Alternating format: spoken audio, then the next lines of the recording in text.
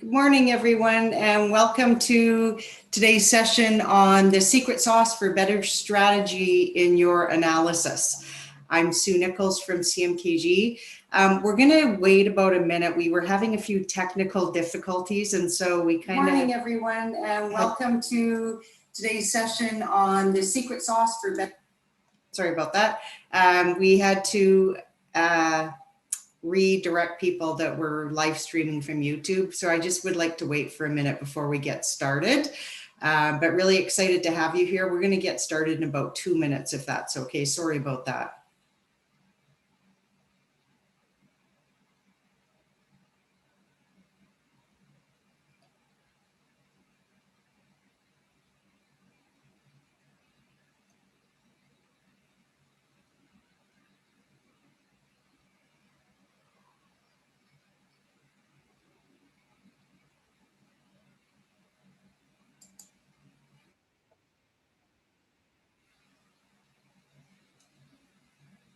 Okay, so welcome to our session today. I am glad that you were able to make it. It's a small crew today, but you guys won't be disappointed with what we're going to be presenting today.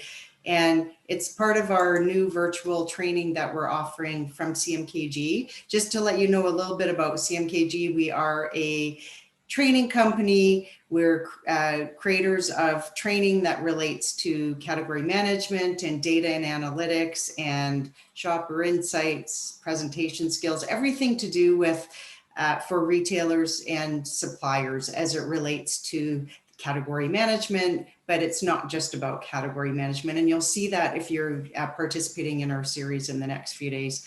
So we work with a lot of different kinds of companies. You can see on the right-hand side, we're highly experienced and we have a huge, huge passion for training. And so it allows us to, this new virtual training just gives us another way to connect with our students and the clients that we work with.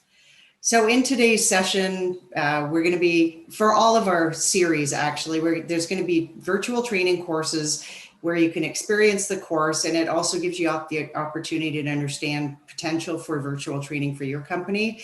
But if you're specific to a topic that you're interested in, you are going to learn some new stuff. I've compiled some really great learnings for you related to the different topics that we have. And so looking forward to having your participation as we go through this. So in terms of your participation, I would love it if you could turn on your webcam. We're trying to make this something that is an actual virtual training. And I know some of you might be going, oh my goodness, I'm wearing pajamas or something like that. But if you can turn on your webcam just to make it more personal and interesting, that would be great. I'm also going to be asking you to participate in some polling questions that we have. So having your mobile device or computer ready to answer the polling questions and really experience this live virtual training. So I hope you're excited.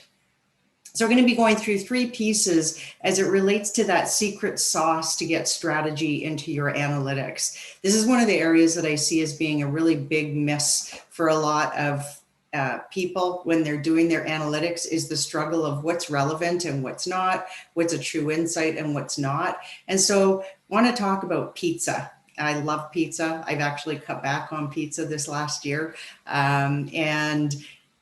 Just because it is not great for me, but I love it. And so when you think about pizza, there's 3 different elements. And the first part is the crust. And that is really the strategies and goals associated with what it is that you're trying to accomplish. So to start, you really need to be clear about what your company is trying to accomplish. Sometimes I ask people what the overall goals and objectives for their organization are, and they're not really sure. So you need to understand your organizational or overarching strategies or objectives for your company and what you're trying to achieve in terms of overall business results and how you're going to get there. Sometimes with focus areas that need improvement. And if you call on retail customers, you also need to understand theirs. Because if you're not understanding what their overall strategies and best practices and goals and what they're trying to do, are about, then you're going to have a very hard time finding the most compelling insights associated with that. So first of all, know your company and your customers' goals. And there's different types of KPIs or key performance indicators for some companies. Most of all, they're financial usually, but honestly, there should be some other KPIs. And so these are some examples of some of the financial KPIs in the resources that I give you after the course. Then you're going to be able to access if you want to go and review these, because there's a lot of different KPIs that you can be looking at. Then there's also shopper KPIs. And so we really want to make sure that we don't just have financial KPIs, but sometimes we're not asked for our input into the overall corporate scorecard. But this is when you can also be developing strategies, even alongside your internally for your categories. What are your shopper KPIs? And then also for categories for retail clients, or if you're a category manager for a retailer, what are your KPIs? Because without them, you're really going to have a difficult time in understanding what's an insight or what's not. So you really need in these company and customer goals and understanding to understand what you're trying to accomplish and how you're going to get there. And so if you're not sure of those things, especially like either for your company or for your customers, it is a really critical first part. And so some of the resources you can get access are the annual reports, news articles, asking other people, talking to your manager. But it is a really, really critical thing for you to build your business acumen and understand the strategically, where are we trying to go? Because if you're doing analytics at your desk, and no matter how good of an analyst you are, if you're not of the understanding of the overarching strategies of what you're trying to accomplish, you're not going to draw in the correct insights from it, just point blank. So now I understand my goals and strategies, and now I'm working at my desk on a category assessment. I start finding some really great insights that I'm going to suggest to my retail customer. And that's just an example of when we might be doing this. There's different reasons for you doing an assessment. So I'm just using the retailer example. But so I come up with these opportunities: increase market share in the premium segment, grow sales by a certain percentage, increase shopper loyalty with millennials, increase dollars spent per buyer. So I come up with these opportunities. So what's missing from this? So I see this category assessment, I see these opportunities. What am I missing now? So if I go in and I go to talk to my retail category manager about this, or as a retail category manager, if somebody comes in and says, let's increase market share in the premium segment because you're less developed than you could or should be, and it's an opportunity, what would you want to know? So if you want to type that in the chat box, some of your thoughts on what you might want to know beyond that.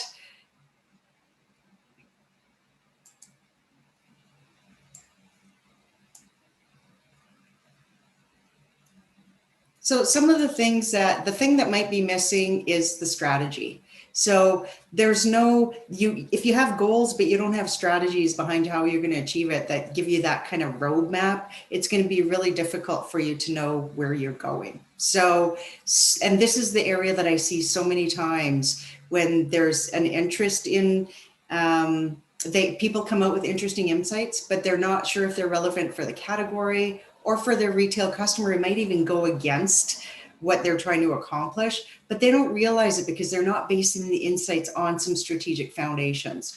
And so for strategy, you need a few things. And one of them is well-defined category management foundations. You know, when I hear like, oh, category management is dying and it's going to be replaced by shopper insights and stuff, I say phooey on that, because if you really have an innate understanding of the category management foundations, then, and you can apply that to your categories, it is going to make things so much better, because it really does provide a roadmap of where you need to go. And this includes retailer and supplier overarching strategies, category definition and segmentation, and also category roles and strategies. I'm not going to go into details about these, but if you don't understand the category management foundations or what I mean by that, then you do have the opportunity to better understand that through some training. I mean, CMKG has training. There may be other avenues for you to find training, but you really want to make sure that you are thinking about things from those Catman foundations. If you don't have those, you're kind of going to be going a little bit more loosely, and you may, once in a while you might hit the right target, but sometimes you might be completely off base. And so the second part of strategy relates to your insights, which should be derived from the overarching category management foundations, just like I talked about. So if I have this little simple example, so say I identified that there's rapid growth in a specific segment in a category. Let's say it's plant-based proteins in the pasta category. When I do a bit more digging into the details, I might identify that even though the retailer is already highly developed in this segment, there's still some opportunity for them to grab more share. And when I dig more deeply into that, I see that promotion and some new listings really could help them. And I have the numbers to prove it. And so when I look at this example here, you can see that the category is up 4%. Then you can see the different segments, and plant-based protein is up 17%. Then I've got this category development index. And so if you're not familiar with CDI, it's the retailer share of market by product group divided by the retailer share of market by segment. And so, or by category. And so it indicates where a retailer is most or least developed within their segments. And so you can see that they're already more developed in the plant-based protein segment than in some of these other segments. But I've identified that there's an opportunity for them to even grow further and even grab more share, even though they're highly developed. So one of the things that we tend to do with indexes is we say, oh, you're overdeveloped in these segments because of the 111. And so we might not even cite it as an example, even though if we dig into it, we go, you want to know what? You grabbed share faster than other retailers, faster than other competitors in the market. And we still think that there's a huge opportunity for growth. And so sometimes if we don't, otherwise we might struggle with opportunities that we might find, but we go, oh, they're already highly developed, so never mind. And so by having these strategies associated with developing insights, it just makes it so much easier for you to come up with strategies. So rather than just having an assessment insight where you say, oh, there's rapid growth in this segment, you're very well developed in it, we should keep focusing on that area. Then if we say, the opportunity is to increase your share, I think you're going to be able to grab 1 or 2 more share points. This is the value of it in this growing segment through a little bit more promotion because your competitors are promoting more, and also with some new listings that you're missing out on that are unique within the plant-based proteins. So that's the kind of examples of strategies. And so here's some other examples for you. I'm not going to go through these right now, but rather than keeping it at insights, make sure that you tie it in with strategies and things that they need to be doing in order to make it insightful, but make it also very focused on exactly what it is that they should be doing instead of leaving it over on the insight side. So hopefully that helps with that piece. So the next thing that you want to do, I've got my category plan. And like I said, don't have a category plan that looks like this, where increased market share in the growing segment, list products, increase ads. It has to be deeper than this. Make sure you include the shopper in there. The shopper, if you use those Catman foundations properly, the shopper is already baked into your overall category management foundations. And then you want to make sure that you have the strategies tied in with this category plan. So it's not just these tactical things, but there's actually strategies like I just walked you through to make it really compelling. So now we have a solid crust of pizza. So it's baked with goals and strategies for solid foundations that's going to hold your pie together. And it's also really going to make sure that you focus on the right ingredients to put on top of it. So get your crust right. And then you get into the relevant insights. So the retailer, I talked about this already, where their share of market. So and I've got the formulas over on the right hand side in case you don't understand these, but the retailer does 27.6% of the total pasta in this example in the marketplace. And then you can see what share of market they represent of each of these different segments. So in segment 1, they do 24.2% of the business and so on. So by doing a category development index, like I showed you on the previous page, you can see that the numbers, the corresponding numbers that I showed you previously. And so all that you can derive without understanding the strategy here is that segments 1, 2, and 3 they're less developed in them versus the market, and segment 4 is more developed, and segment 5 is really highly developed. You can't say that you should not be saying these are good or bad numbers, or that, you know, they should be trying to get their development on segments 1, 2, and 3 up to 100. And that they're highly or overdeveloped, and maybe they should they should be pulling back on that, because that is just using numbers as numbers, and there's no strategy, there's no thought about applying that strategic category understanding. So what do I mean by that? Imagine if segment 5 was actually their private label segment, and is obviously very important to them and highly profitable for them. So if you're going in and making recommendations to be pulling back on that, unless you have specific proof to show that this is not beneficial for them, you don't want to be going down that street, because private label is a very, very important strategic component for retailers.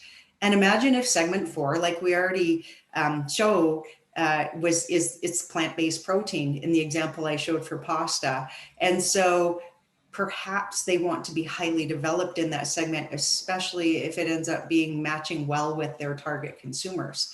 And then segment 2, they're only at an 88 category development index, but imagine if they're a value brand that directly competes with private label. So if you're that value brand, then it may not be something that is you're not going to probably get very far with them if they have the opportunity to understand that that is their biggest competition, is that segment 2. So why would they want to increase development in that segment if it's a less loyal customer, or if it's going to compete directly with their private label? And then the other 2 segments might be identified as opportunities as well. So then what you can do is tie in strategies to each of the different segments that you're talking about. So perhaps they've decided we just want to maintain share of market because we're highly developed in this segment, but we've got some areas that we want to grow in, and then we've got some areas that we want to maintain, or that we're even willing to reduce the development there. And so by having some targets associated with it and applying the strategies behind those different pieces, you really do end up with a much more strategic approach that's not just these numbers that, oh, you know, below 100, that's not good numbers and we need to increase development there. And oh, if it's over, we got to cut back on support or listings or whatever, because that doesn't make sense. Because if I really want to be highly developed on segment 4, I might end up having more items than their fair share indicates. I might decide to promote more. I might decide to give them a little bit more shelf space, like those kind of things, because I strategically want to grow in those segments. And so don't use indexes and fair shares to just as the 100 base. I'm going to be talking about that in one of our other upcoming sessions, about some of the faux pas and some of the things that you really want to strategically be using measures beyond them just being a number. So now we have some great toppings to go on the pizza. More focus on the measures that are relevant based on your strategy and your goals, knowing your key data sources. Make sure you understand them, and make sure you're not just using point of sale data or syndicated POS data, or you want to make sure that you have a really robust set of data to be looking at and understanding the business. And if you don't feel comfortable with measures, make sure that you're going in and understanding them. And even if it's the ones that are in your overall corporate objectives, if there's some that you don't understand, go look into them to find the meaning behind them, because it's really important to understand what your company is trying to accomplish Hopefully you've got information on what your categories are trying to accomplish. A lot of the time I find that there's not really strategically set visions for categories. And also understanding your retail customers if you do call on customers. And ensure that you're by doing this and by having those that strategy, you're going to be able to turn your data into insights. And without that information, you're not going to, or you're going to have insights, but they may not be related to the business that you're trying to come up with insights for. And then finally, the last piece is scorecards. So scorecards really give you the basis for being able to plan for, okay, so now we understand the overall strategies. We've done the analytics. We've found very relevant insights. And so now we want to develop a scorecard for the category. This is not going to look the same as your corporate organizational scorecard, but just at a category level. It might from the volumetrics or the financials. So it may be something that you end up understanding the, last year we did 500,000. This year our target is 550,000. So we need to build our sales by 50,000. And some of the key measures there, but the ones that you want to really make sure that you include as well are the ones that are going to help you to achieve your plan. So some of the ones like if I've identified that I want my premium segment share to grow and that's going to be worth a certain number of dollars, that I should have the target in there. And then we should be measuring against that to see if we're able to grab that additional market share. And there might be things like store brand share and average household category dollars per year, those kind of things. But making sure that they tie in with the assessment insights, the strategies that you put into place in order to be able to then measure them through the scorecard metrics on the right-hand side. So you can really create a compelling live scorecard that you really feel confident is going to help you to achieve your goals. And so the whole thing just ties in beautifully together so that you've got that sauce and cheese that pull everything together and allow you to create relevant scorecards for your business based on what you're trying to accomplish. If you work with retailers or retailers who are doing these scorecards on their own, make sure that you have them so that you have this whole plan and you can create this beautiful, delicious pizza or category plan that is really going to help you to achieve your goals. So I hope that you found this useful. It is just some really quick thoughts on things, but ways to incorporate that strategic component into your work, because without it, your analytics are going to be very limited. And it's kind of interesting because, as we move to more AI and machine learning, the thinking and logic that I just walked you through, that can't be replaced. That requires human thinking. And so you really need to realize that that strategic component is the most important part that you can really hone in on and start to make sure that you incorporate into your own work. So in terms of next steps, you're going to receive an email with a tool to help you start working on your secret sauce. And that's going to only be for the people who participated in the Zoom meeting.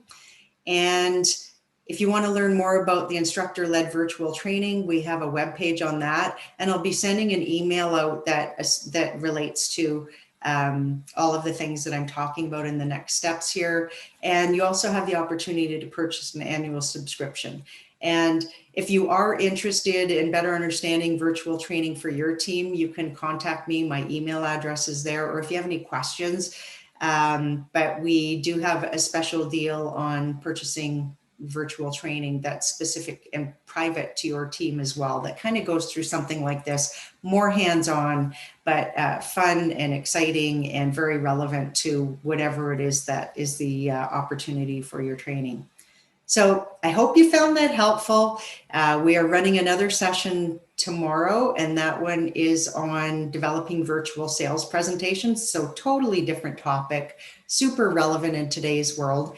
And I hope you found this helpful, and I hope you have a great day. So thank you very much for participating. I will open it up for questions right now if anybody has any questions. And otherwise, I hope to see you at our session tomorrow. Happy learning. Thank you.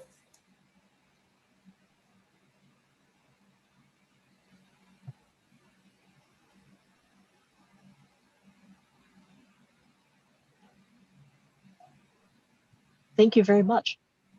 Thank you. I hope you enjoyed it, Angie.